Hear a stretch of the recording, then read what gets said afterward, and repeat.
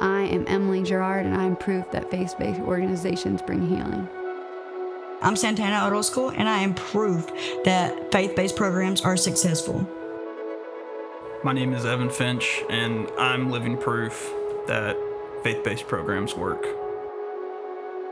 My name is Becca Pierman, and I am proof that faith-based recovery centers work. I'm living proof. And I am proof. And I am proof. And I am proof. And I'm living proof of that.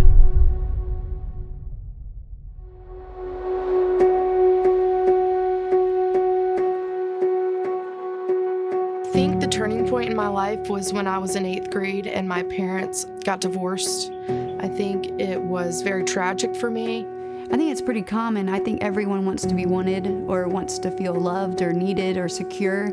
I was really seeking friendships, approval in people. I sort of longed for a sibling or something that made me feel loved and wanted. I think a lot of people that I've met personally, through Freedom House, have either issues, parent issues, or husband issues, or some kind of abuse physically, mentally, and grew up somewhere where they weren't receiving the proper love and validation.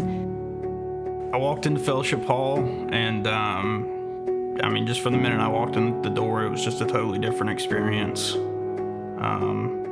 From the receptionist greeting us to admissions talking to us. And when I first walked in the door, I was scared, but I was immediately greeted by people who seemed genuinely happy. For the first time, people seemed happy that I was there. Pierce has been everything to me. I don't know that I would be sitting here doing this interview with you if it wasn't for Pierce. Man, I'm telling you, but God. In this place here, these people take their time out from their families and, just to be here with us, and they're not getting paid for it. And faith-based programs, they really do work, because being here has changed my life. There was the staff who were loving. People were coming out to visit and bringing meals. We would go places and do things. They had given us a meal because we were there around dinner time. The food was great. But just the minute I walked in the door, it was like I could tell that they cared. And they wanted me there. They actually welcomed me with open arms. They saw my brokenness. They loved me for who I was. And they never once labeled me as a recovering addict. I remember I showed up and all I had was a basket of all my belongings. It was a basket. And they were so nice. And immediately I felt like I didn't feel scared anymore. They made me feel very welcomed right away. They actually wanted to get to know me. There was no judgment. It wasn't like I was, the drug addict girl. They treated me just like I was one of them. And they took an interest in me. I thought, I was unlovable. Nobody's gonna love me, not even God.